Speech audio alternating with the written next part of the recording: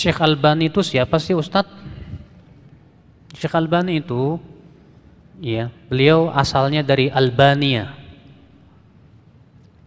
Ayahnya seorang pentolan madhab Hanafi,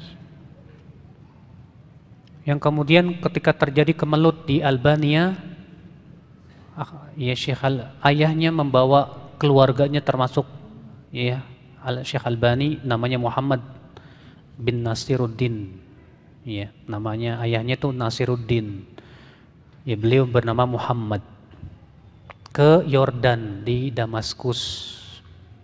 Kemudian di Damaskus beliau tumbuh besar, ya, di mana beliau, ya, ayahnya itu seorang pengrajin kayu, Pak, dan juga seorang, ya, ahli dalam madhab Hanafi. Dan beliau belajar, guru yang pertama kali beliau ambil adalah ayahnya sendiri. Dari ayahnya lah beliau mempelajari madhab Hanafi, dan waktu itu beliau di atas madhab Abu Hanifah. Kemudian Syekh Albani rahimahullah, ya, banyak belajar hadis dari Syekh Ahmad Syakir.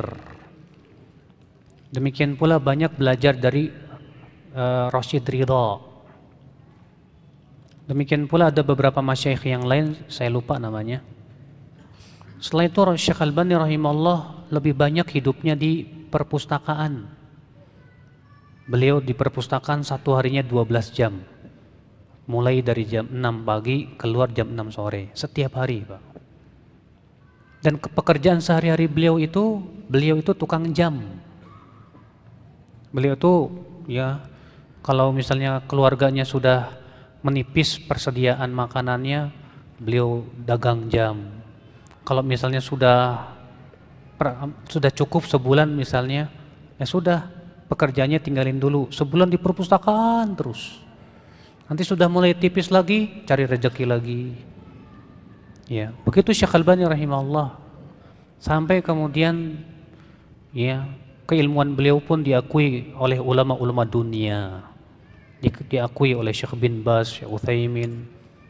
Ya, bahkan juhud beliau dalam ilmu hadis sangat terkenal sekali, dan beliau kemudian mendapat penghargaan dari Raja Faisal, ya, akan kesungguhan beliau dalam ilmu hadis Nabi Shallallahu Alaihi Wasallam. Tapi ya itulah, beliau manusia biasa, Pak, tak lepas dari kesalahan.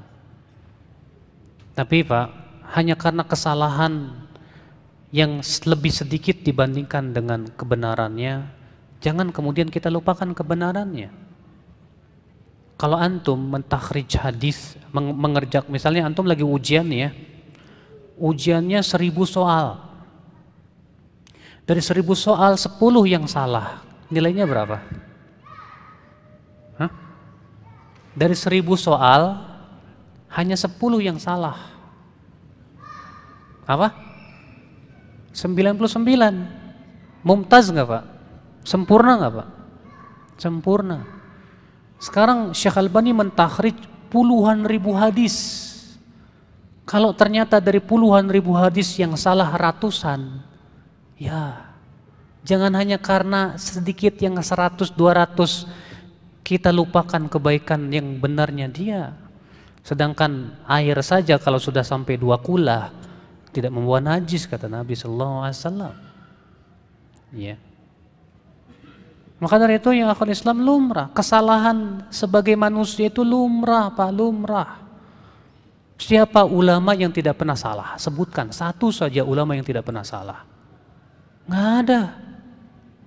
Ya. Imam Syafi'i rahimahullah, apakah mengklaim bahwa dirinya tidak pernah salah? Nggak juga. Bahkan ulama madhab Syafi'iyah seringkali menyelisih madhab Imam Syafi'i sendiri.